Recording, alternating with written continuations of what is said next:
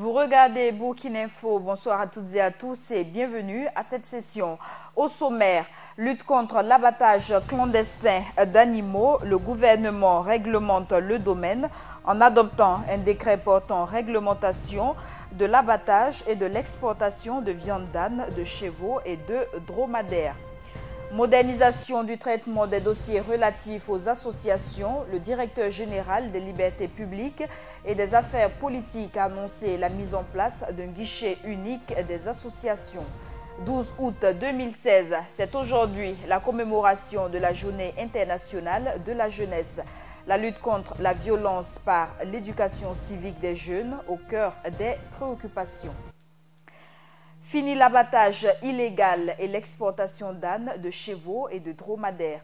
Le ministre des Ressources animales et halieutiques Samanogo Koutou a annoncé ce matin lors d'un point de presse l'adoption d'un décret portant réglementation de l'abattage et de l'exportation de la viande de ces animaux. Il a également levé toute crainte sur la présence de la grippe aviaire au Burkina Faso. Le point avec Cheikh Omar Bandaogo. Ce visage est peu connu du public burkinabé et pourtant il est ministre du gouvernement, celui en charge des ressources animales. Près de 7 mois après sa prise de fonction, l'homme s'adresse seul pour la première fois à la presse nationale. Et il a une bonne nouvelle en ce qui concerne les ânes dont le nombre décroît considérablement. Le ministère des Ressources animales et halieutiques a préconisé l'adoption du décret portant réglementation de l'abattage et de l'exportation des espèces citées ainsi que de leurs produits dans notre pays, dont l'objectif était de préserver ces espèces en limitant et en contrôlant les abattages et les exportations de tels animaux et de leurs produits. Ce décret favorisera en outre un renforcement du contrôle aux frontières, la répression des exportations illégales des asins, des camélins, des équins et de leurs produits, une meilleure collaboration entre les services vétérinaires, les services de douane et les forces de défense et de sécurité dans le cadre de la lutte contre les abattages clandestins et les exportations frauduleuses. Mais on ne parle pas que d'ânes et autres espèces de même nature. On évoque aussi la volaille qui, si elle était confrontée à la grippe aviaire l'an dernier, ne serait plus source d'inquiétude. D'août 2015 au 31 juillet 2016, il a été enregistré et investigué 44 alertes de mortalité de volailles en provenance de 12 provinces qui ont été toutes infirmées l'IAHP. Jusqu'à l'heure où je vous parle, il n'y a aucun risque à consommer du poulet au Burkina Faso. Qui dit ressources animales dit pâturage aujourd'hui en baisse. Les superficies identifiées au départ tendent à se rétrécir énormément à l'instar de la zone pastorale de Sidra-Dougou, dont la superficie est passée de 307 000 hectares à 51 000 hectares environ de nos jours.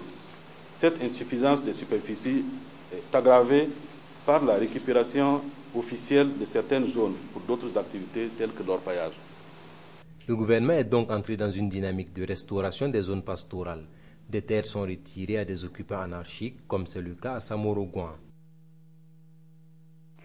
Un guichet unique sera mis en place pour fédérer l'ensemble des structures impliquées dans le traitement des dossiers d'association.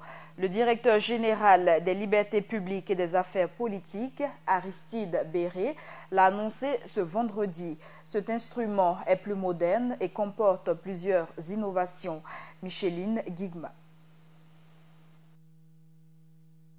Dans la dynamique de modernisation de l'administration et pour une bonne organisation des associations burkinabées, la Direction générale des libertés publiques et des affaires politiques a mis au point un guichet unique qui réunira désormais les différents services intervenant dans le traitement des dossiers relatifs à la vie et à la création des associations et organisations. Il s'agissait d'abord, dans un premier temps, de vous présenter le guichet unique des associations, qui est désormais un instrument moderne et unique qui permet de fédérer l'ensemble des structures qui sont impliquées dans le traitement des dossiers d'association. Il s'agit évidemment des services du ministère de l'administration territoriale, y compris les services de la Direction générale de la police nationale, les services du ministère de l'économie et des finances à travers la perception spécialisée, et enfin les services du secrétariat général du gouvernement et du conseil des ministres à travers le service du journal officiel. En collaboration avec l'Office national d'identification, un formulaire sécurisé et un nouveau récépissé de déclaration et d'existence des associations ont également été conçus. Ce récépissé est la propriété de la Direction générale des libertés publiques. Maintenant, l'Office national d'identification a accompagné sur le plan technique. Comme le directeur général l'a indiqué tout à l'heure, eh bien, ce nouveau récépissé-là vient en fait d'une base de données sécurisée. Et c'est à partir de cette base de données sécurisée, selon un schéma informatique bien conçu par l'ensemble des experts ingénieurs informaticiens de l'Office national d'identification. Voilà. Donc je peux vous rassurer ici que nous avions pris les dispositions de routine pour que ce document ne soit pas falsifié. Quant à l'importance de ces changements, le directeur général des libertés publiques et des affaires politiques rassure. Actuellement, avec le service d'assistance et de conseil, vous savez ce qui va et ce qui ne va pas dans le dossier que vous voulez déposer. Ensuite, ça permet effectivement d'avoir de la traçabilité et de la célérité surtout. Les responsables des deux structures promettent que d'ici le 31 décembre 2016, les associations de Ouagadougou auront toutes leurs récépissés. Mais c'est en 2017 que cela s'appliquera sur l'ensemble du territoire national. Le Burkina Faso a obtenu le plus de gagnants durant la 22e édition du tirage du programme extraordinaire de la tranche commune entente parmi les 5 pays. Ce sont 10 Burkinabés qui se sont partagés plus de 20 millions de francs CFA. 6 des 10 heureux gagnants ont reçu ce matin leur chèque. C'était en présence d'Hassan Nakrou. Que d'émotion ce matin à la loterie nationale de Burkina-Lonabé. Les chèques enfin entre les mains, ils sont au nombre de 6 avec comme le plus important 5 millions de francs CFA. Des lots décrochés lors du tirage de la tranche commune entente 2016, regroupant 5 pays et le Burkina Faso sorti premier en termes de gagnants. C'est un sentiment de fierté parce que quand vous vous rencontrez à 5 pays et que ton pays remporte le gros lot, c'est vrai que le gros lot c'était 10 millions, ça a été remporté par le Bénin. Mais quand on regarde en valeur absolue, le Burkina se place première loterie du Conseil de l'Entente. Les autres pays étaient à 5 séries, nous on a fait 10 séries.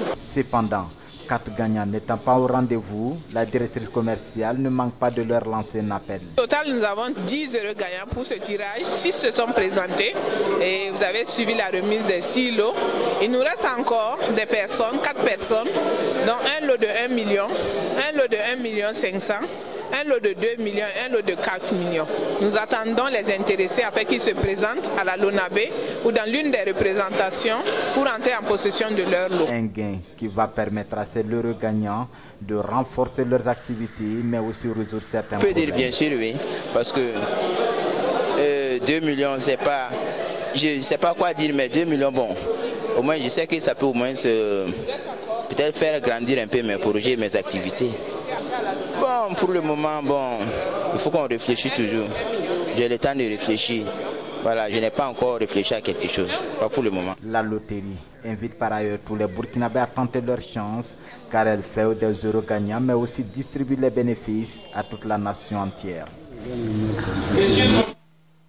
Dans l'optique de subvenir à leurs besoins et à ceux de leurs familles, de nombreuses femmes se lancent de plus en plus dans le secteur informel. Et pour mieux se développer, elles demandent au gouvernement de leur accorder plus de crédit. Viviane Bama. Elles représentent plus de 52% de la population et participent fortement à l'accroissement de l'économie du Burkina. Qu'elles soient en association ou seules, les femmes évoluant dans le secteur informel mènent des activités génératrices de revenus, leur permettant de faire face à certaines difficultés de la vie. C'est dire que quand une activité peut t'aider à faire quelque chose, à t'occuper de tes enfants et régler tes problèmes, tu dois te réjouir. Mais faute de financement, les activités menées par ces femmes restent le plus souvent statiques. Récemment annoncé, une aide du gouvernement pourrait constituer une aubaine pour certaines d'entre elles. Que Dieu les aide à nous aider, nous serons contentes. Ils vont évoluer. Quand quelqu'un t'aide, toi aussi tu fais tout pour qu'ils soient contents. Que ça aille chez eux et chez nous aussi. Je vais arranger mon coin, renforcer pour que ça devienne joli, pour attirer mes clients. Si pour certaines cette mesure est une aubaine, d'autres par contre restent méfiantes, voire pas du tout convaincues de la bonne volonté des autorités.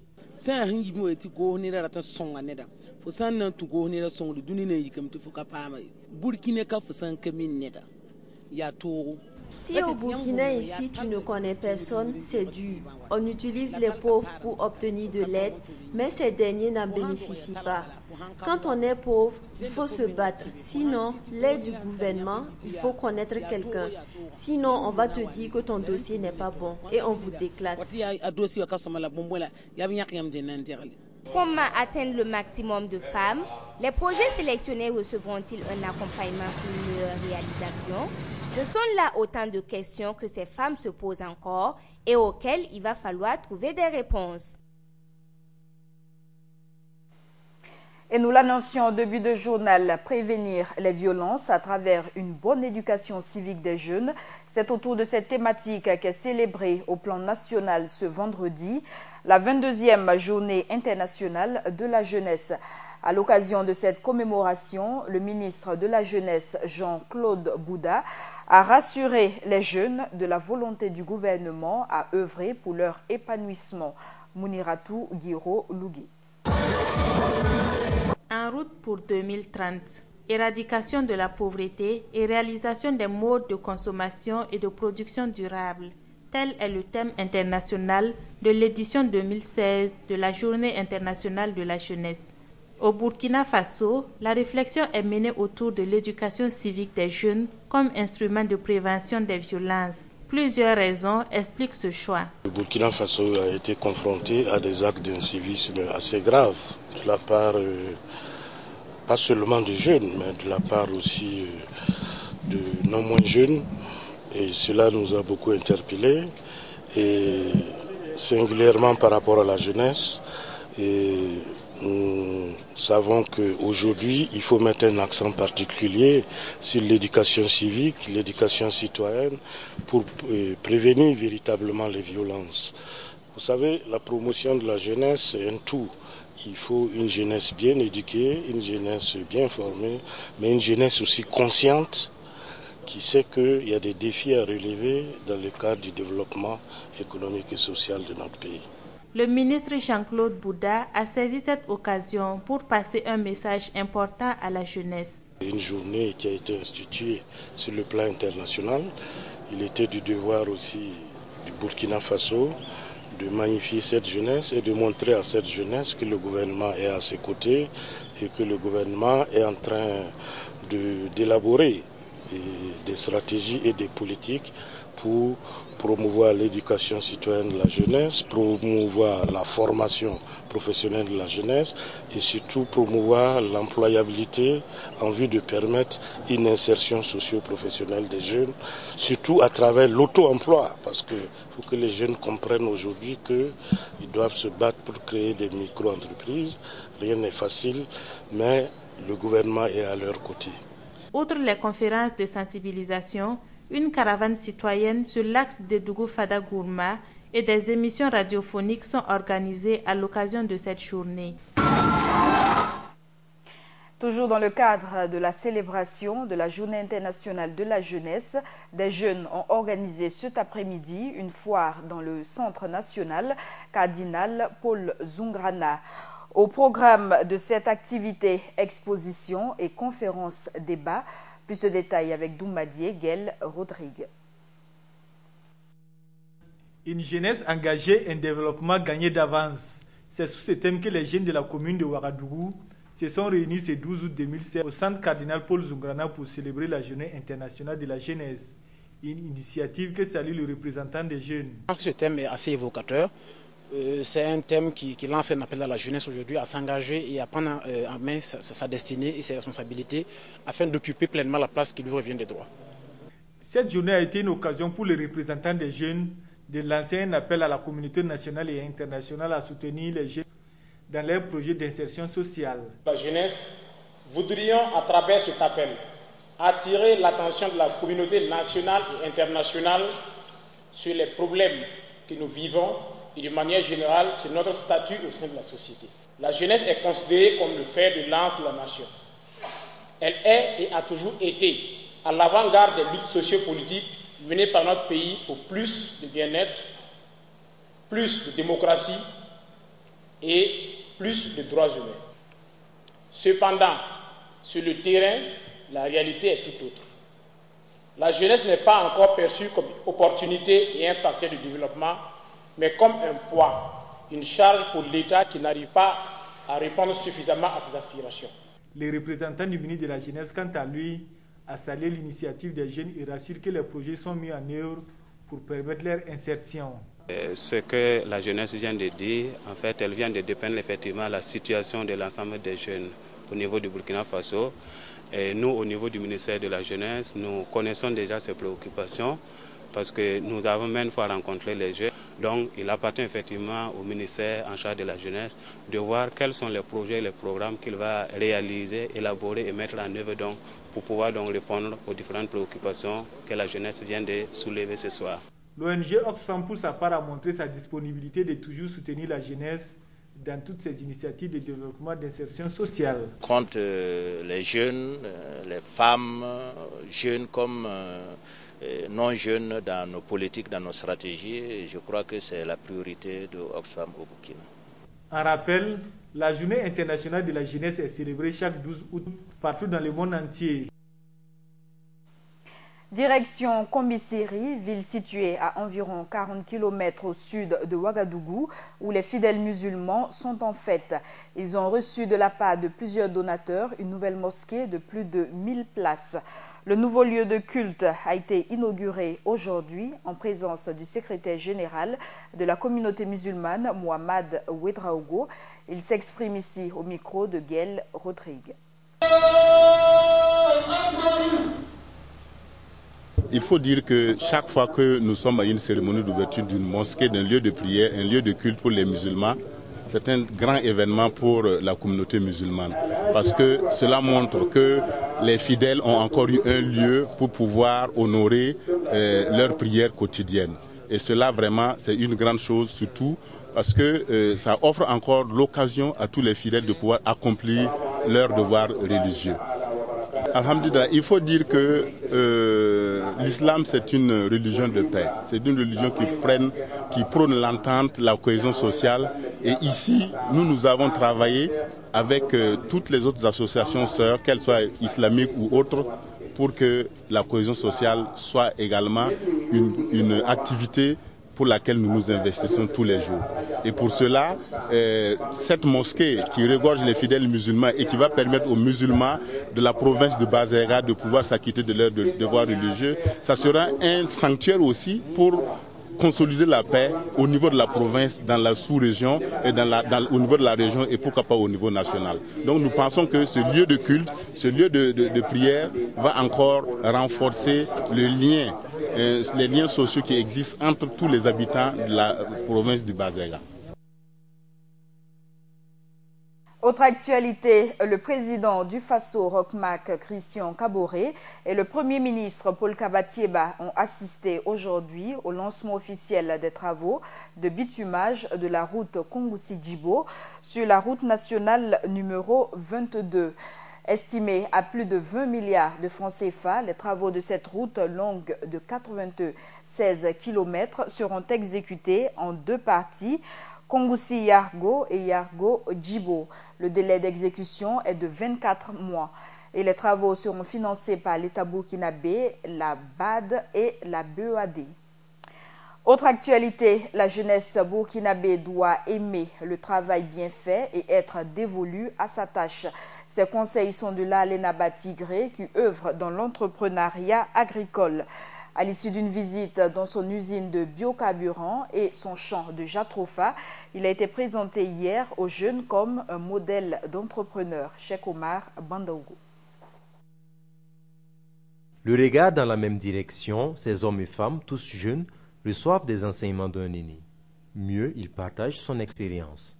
Au niveau du système des Nations Unies, comme du programme VNU, nous avions beaucoup à cœur de pouvoir mettre en présence la jeunesse active du Burkina Faso. Donc il s'agit effectivement ici de parler de l'exploitation agricole durable et puis surtout des opportunités qui peuvent être créées dans l'exploitation des ressources naturelles qui sont bonnes pour le développement durable du Burkina Faso, qui sont bonnes pour l'environnement, mais qui sont aussi bonnes économiquement pour la jeunesse burkinabé. Un avis entièrement partagé par le premier responsable du département en charge de la jeunesse.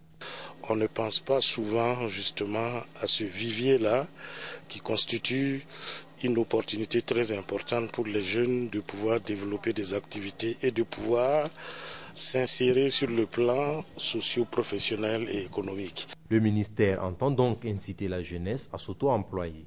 L'enseignant du jour, lui, en plus de parler de ses réalisations, prodigue des conseils aux futurs leaders.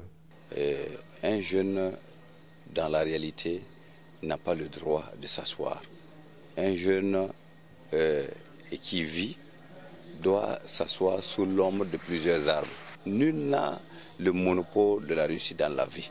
Ni ceux qui sont intellectuels, ni ceux qui sont forts physiquement. C'est simplement ceux qui croient au travail, qui réfléchissent bien dans le travail et qui font bien leur travail. Il reste par ailleurs convaincu que nul ne peut se développer dans un contexte marqué par l'incivisme. L'indiscipline ne peut jamais leur porter à la promotion de l'emploi, ni leur procurer le bien ni le développement. La leçon bien assimilée, les jeunes viennent d'ajouter une corde à leur arc pour un meilleur rayonnement de leur vie entrepreneuriale.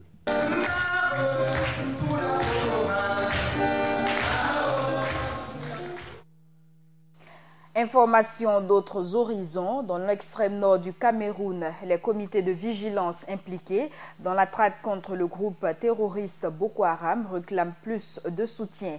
Ils ont dénoncé aujourd'hui la modestie des moyens mis à leur disposition par l'État camerounais. Le récit est signé Lassane Ouedraougou. À Mokolo, dans l'extrême nord du Cameroun, ces hommes ont trahi qui s'apparentent aux forces de l'ordre ne sont en réalité que des membres des comités de vigilance. Dans la traque contre Boko Haram, ils apportent leur aide aux forces de l'ordre dans le domaine du renseignement. Mobiliser toute personne suspectée et fouiller minutieusement. Aujourd'hui, ces comités de défense qui subissent des attaques répétées de Boko Haram sont mécontents et pour cause. Et la secte islamique Boko Haram attaque plus les comités de vigilance parce que nous, on leur donne plus de renseignements aux autorités administratives. Donc nous sommes en avant, après les forces de l'ordre et de sécurité, raison pour laquelle on ne nous laisse pas. Parce que nous sillonnons dans les quartiers, dans les villages. Si on sait qu'il y a quelqu'un qui est suspect, et on alerte directement l'administration. Raison pour laquelle on ne nous laisse pas, on s'attaque directement à nous. Ces comités de défense exigent du gouvernement camerounais des moyens conséquents pour se protéger et protéger les populations.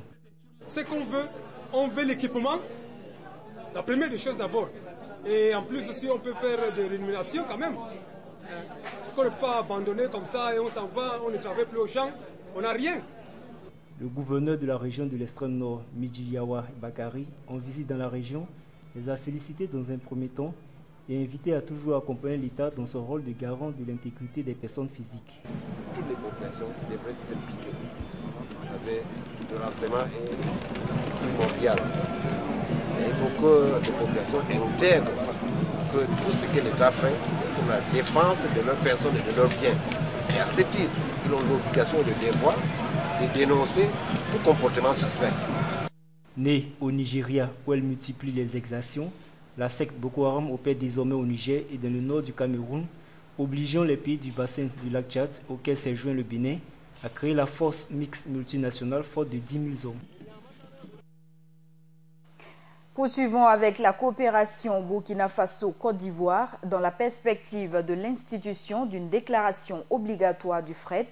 Les représentations du Conseil burkinabé des chargeurs CBC et la Chambre de commerce et d'industrie du Burkina en Côte d'Ivoire et d'autres acteurs ont tenu une rencontre d'échange hier à Abidjan.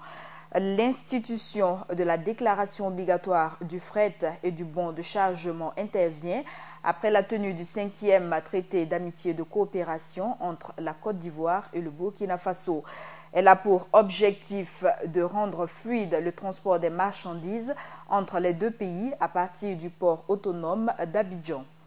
Toujours en Côte d'Ivoire, les députés ont adopté ce vendredi à l'unanimité le projet de loi autorisant le président Alassane Ouattara à ratifier l'accord de partenariat économique intérimaire entre la Côte d'Ivoire et l'Union européenne. Cet accord avait été signé en 2008. L'Organisation des Nations Unies a présenté ce vendredi un rapport accablant sur des centaines d'exécutions au Burundi. Ce document révèle que des cas de torture et de viol ont été commis. Et dans ce rapport, il est demandé par ailleurs aux autorités burundaises d'ouvrir des enquêtes indépendantes et impartiales sur des exécutions extrajudiciaires et cas de torture enregistrés entre 2015 et avril 2016, elle aurait été commise en majorité par des membres de la police et des services de renseignement. C'est cette information qui met fin à ce journal. Merci à tous de l'avoir suivi.